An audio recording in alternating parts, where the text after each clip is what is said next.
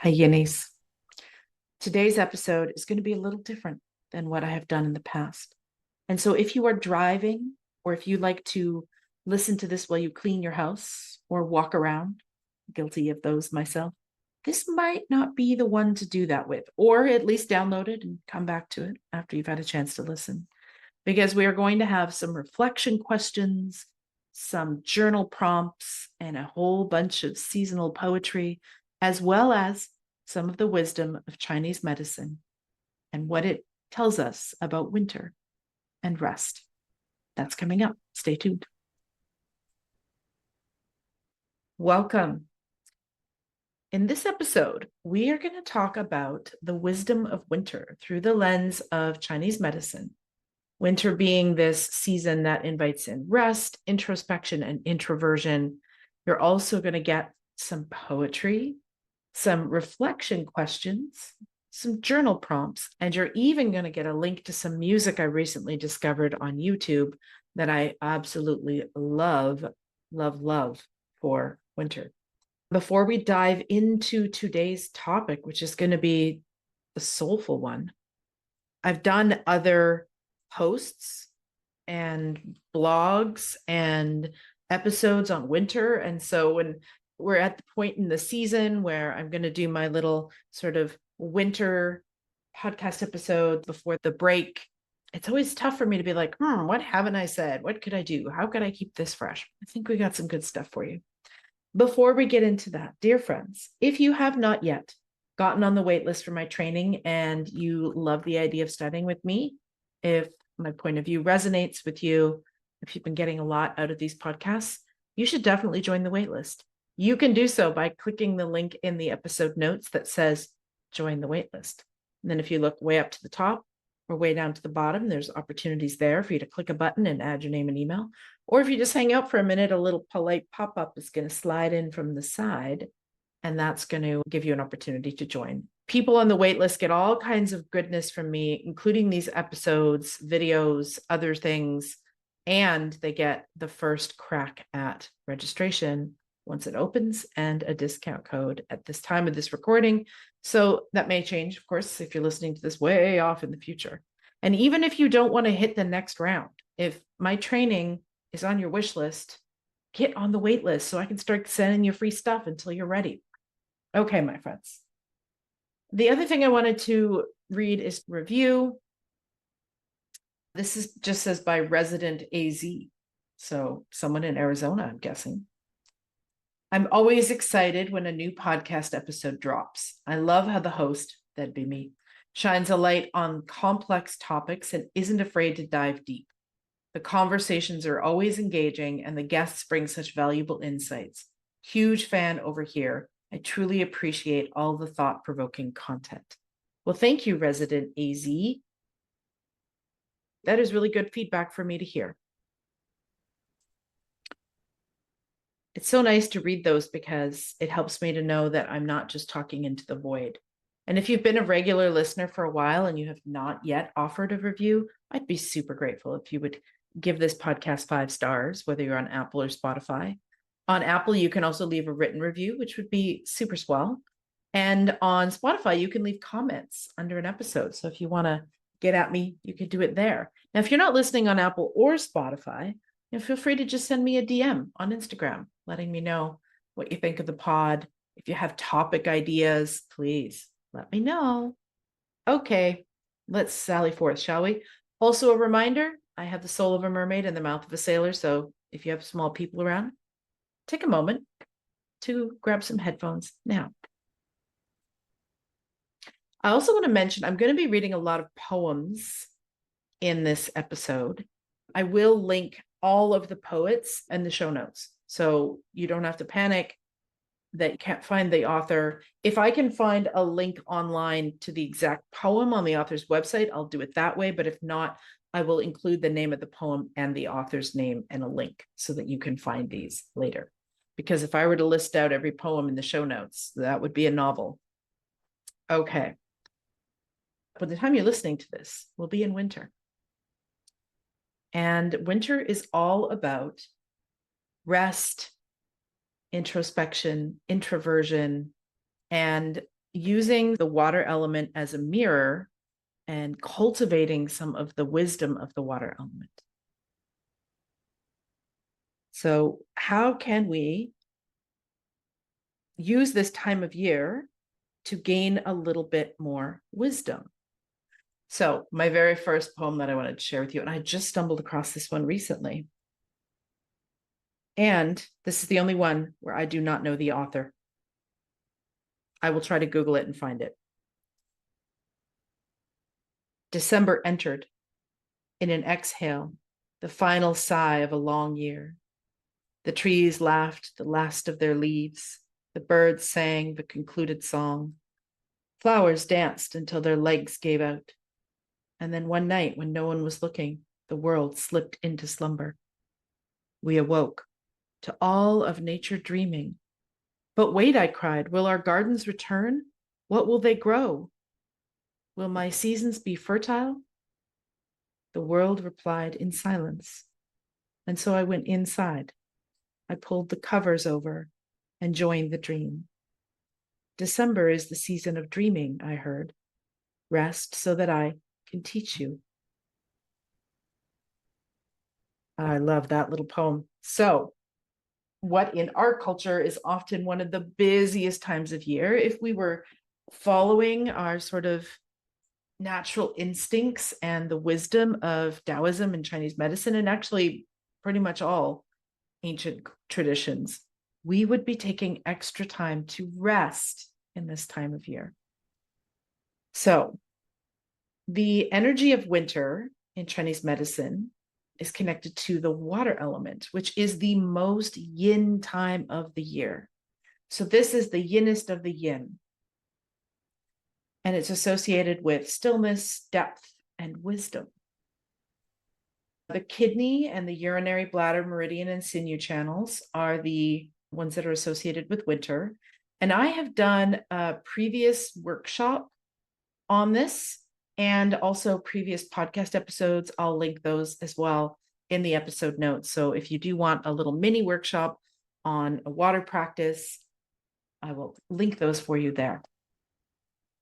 So winter asks us to preserve and store energy. So like nature that's been conserving its vitality beneath the frozen surface. The emotion for this time of year is fear. And fear, if we can use alchemy, can then turn into courage, trust, and surrender. This is the alchemy of transforming fear into wisdom. All right, time for the second poem. This one is by Khalil Gibran, who is one of my all-time favorite poets. Some of you may know his work in The Prophet. He's got other works as well, but that one's quite popular. This is about water and fear. It is said that before entering the sea, a river trembles with fear. She looks back at the path she has traveled, from the peaks of the mountains, the long winding road crossing forests and villages, and in front of her, she sees an ocean so vast that to enter there seems nothing more than to disappear forever. But there is no other way. The river cannot go back. Nobody can go back. To go back is impossible in existence. The river needs to take the risk of entering the ocean, because only then will fear disappear, because that is where the river will know it's not about disappearing into the ocean, but of becoming the ocean. This time of year is about rest. And we need to, I think, culturally start to reclaim rest as a part of our natural balance and our natural state. We've got this resistance to rest. We've got this society that is like push, push, push, go, go, go, produce, produce, compete, keep up with the Joneses, et cetera, et cetera. And so we've been conditioned to push through these seasons of stillness instead of embrace them and rest. So before electricity, our ancestors would have rested in winter. There would have been more candlelight, more time by the fire, earlier bedtimes, later mornings, and more slowness. And when we don't listen and honor those natural cycles in life, we can get sick, we can suffer burnout. In Chinese medicine, it is said that there are a couple of ways that we can get out of balance or in a state of disharmony with our health and with our qi. And one is to not do anything, right? Couch potato. And the other is to overwork. And most of us culturally overwork and don't rest nearly enough.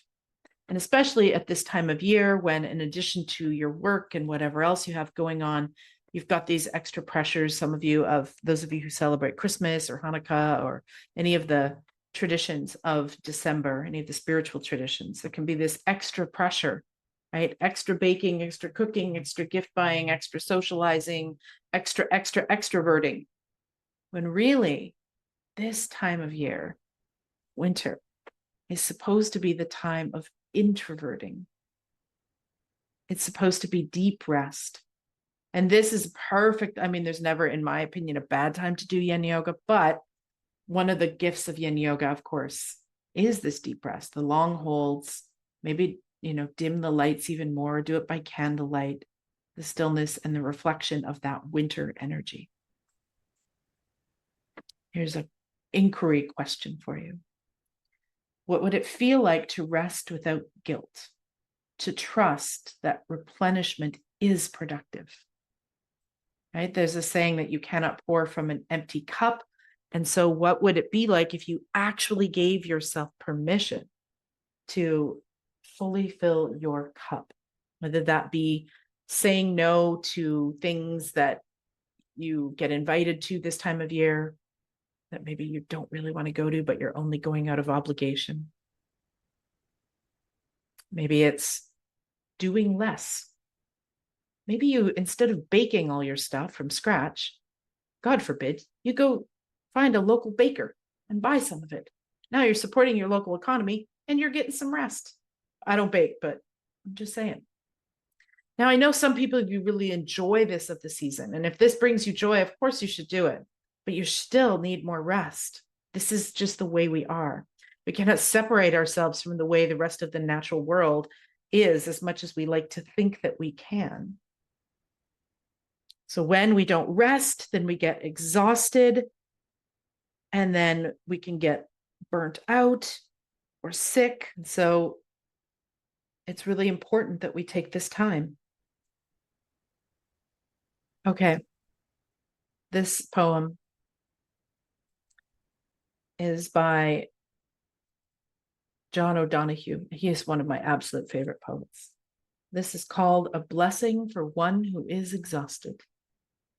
When the rhythm of the heart becomes hectic, time takes on the strain until it breaks.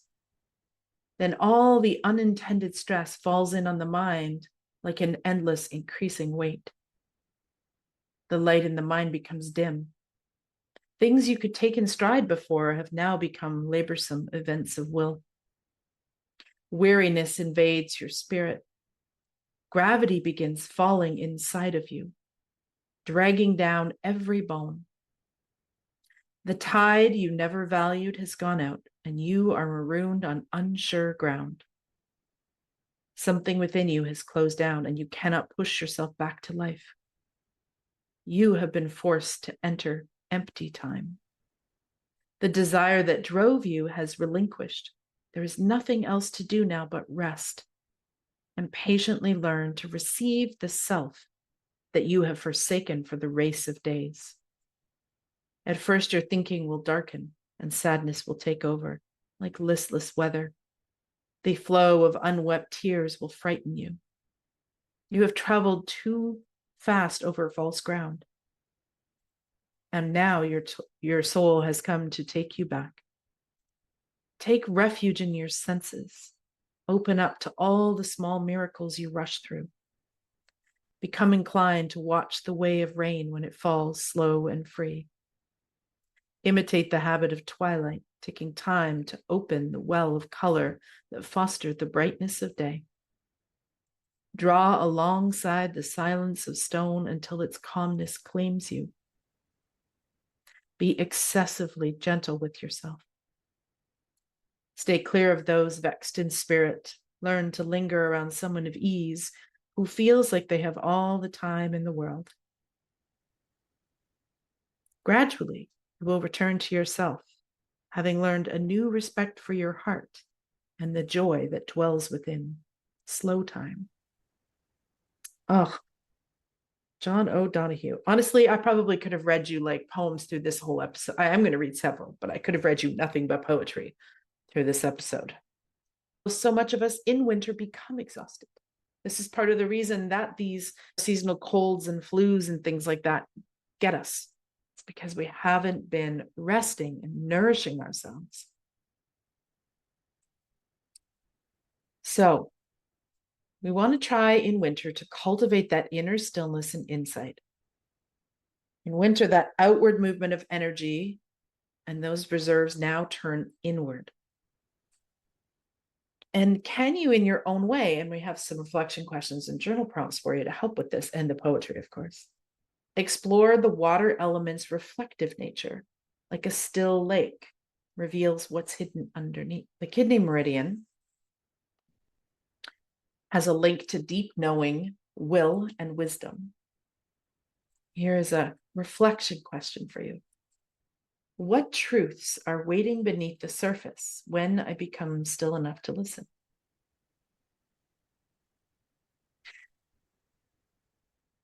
Chinese medicine, one of the things that I absolutely love about this tradition is how each season and element and organs have their things that they're responsible for.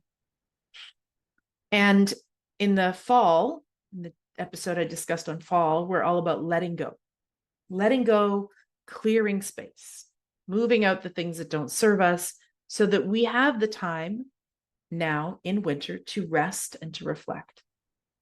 And that if we can do this, then this reflection then brings this clarity, this dreaminess, this envisioning gets to move into spring. And that's when we get to plant some seeds for what we want. So in the fall, that episode was previous. We let go, we clear space. And then in the winter, we take the time to reflect and to get deep and to get curious and to rest, so that in the springtime, we not only have this clarity of what is it that we want, we spend this time in this dreamy winter state, journaling, etc., so that in the spring, we can start to put these visions and dreams into actions. And I want to talk a little bit about New Year's resolutions, but I'm going to do that a bit later on, and how New Year's resolutions screw us right up from this natural rhythm. I've done a thing about New Year's resolutions in another episode. And again, I will, of course, link that episode as well. Okay. And this poem is on rest, and it's by Helen Marie. You were never meant to earn rest. You are not meant to collapse to deserve stillness. You don't have to prove your exhaustion. You are not a checklist. You are not more lovable when you're tired. So rest, not later, not when it's all done, now. Take the nap, close your eyes, say no, listen inwards, rest, breathe, be. Now, for some of us, because we are naturally introverts, this is sort of a natural state most of the year, but it would even still then become more amplified in winter. But even if you are not an introvert, there is so much value in taking some quiet solitude and stillness time as nourishment. One of the things I'll often say to people is, how do you know how you think and feel about something if you're always around other people hearing what they think and feel?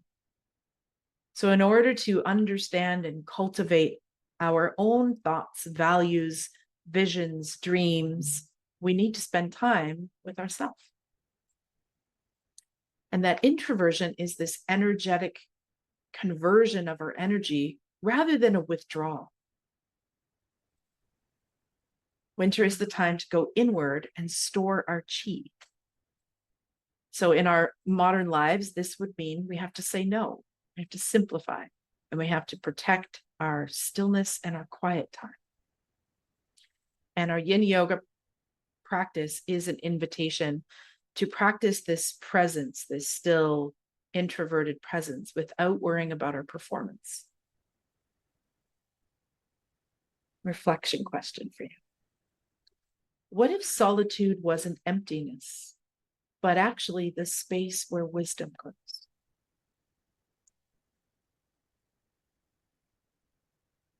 Okay, and here's some sort of off the mat ideas. Of course, our yin practice is going to be a fantastic gift for this time of year, for the winter time of year. But there's other things too, like slow mornings, candlelight. So turn when the light outside goes off, when the sun sets, if you can, as soon as you can. I understand sometimes if you live in the Northern Hemisphere like I do, that's at like 4 p.m. But as soon as you can, dinner is done and the things are put away, dim all the lights, pull out the candles. Spend some time journaling, daydreaming, envisioning, nourishing foods. In Chinese medicine, they often would talk about black foods like black beans, miso, seaweed. Prioritize your warmth, especially important to wear scarves this time of year to protect your defensive qi. So don't forget to layer up. Early nights and quiet. So this is honoring your natural rhythms rather than resisting them. If we actually listen to our bodies and we turn the lights on, this is what our body's asking us to do. This is the season where we want to cherish our stores of essence or qing, because we're going to need some of our extra qi and our essence in the spring. And so now is the time to cherish, to preserve, to rest. This is important. Many of you might celebrate the winter solstice, the darkest day of the year. Actually happens to be my birthday, which I used to hate, but now I don't mind it now that I live on the West Coast because winter is quite so extreme here. So I have a poem for you on that as well. Winter solstice is here, bringing the longest night and the shortest day, and the deepest and darkest part of the year before the light grows. When we meet this darkest moment in the year, we know that it will pass, that the feeling realm of the underworld isn't the only place we're meant to dwell. The solstice not only brings the dark, but also whispers the coming of light. It reminds us that the forest doesn't just eat from the fertile, thrumming soil, but also from the sun. Both are needed in the journey of life. Both are needed for the wild to thrive. Solstice celebrates the transformative beauty of the wild within and without, so that we may bring cheer and hope to our hearts. It is all too easy, especially in this modern culture of bright electric lights, positive vibes only, and a sky-dwelling heaven, to forget the dark. Reaching for the light until we lose the dark's beauty and necessity and sacredness. If we ask the seeds what they know of darkness, they will show you a story of growth and transformation, of care and motherly holding. Ask the roots of the magic they know deep within the black, and they will tell you a mineral-rich story of nourishment, strength, and community. Ask the mycelium what they know of darkness, and they will show you a story of connection and reciprocity. Ask the worm what they feel in the blackness, and they will tell you about life that springs from death. And if you listen to your heart, your body, your knowing, asking your center what you know of the darkness within, you might also realize and understand the connection, the nourishment, the transformation, the growth, and the alchemy held in flesh, bone, blood, heart, and feeling. For they are there, held within, invisible, powerful, and beautiful. And on this winter solstice, may you honor the fertility held in soil and soul, the blackness of night, the darkness of winter, and all those who work quietly to transform the dead into life. May you also celebrate the light that springs from your heart, the sky, and the medicine the land is full of. May you remember, for a forest to be strong, for a soul to be strong, they must eat from both. And this is from, I don't know if it's Bridget or Brigitte Ann McNeil. Okay, my friends. So I'm hoping that I'm selling you on this idea of rest, introspection, and introversion, and how these are not indulgences, but are deeper intelligent. Our body, our psyche knows this. We just have to learn to listen. Reflection question. Where in life are you being called to rest, not rush? Can you trust that wisdom grows in the quiet?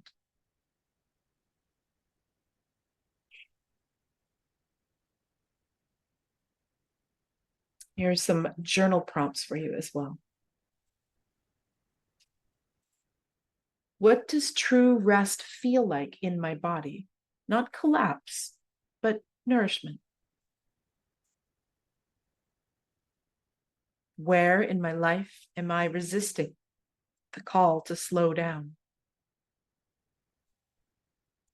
What would it mean to honor my need for rest without guilt or justification? How do I know when I'm restored, not just recharged, but truly replenished? What rhythms or rituals could help me align with winter's slower pace? If rest is medicine, what kind of rest is my body asking for right now?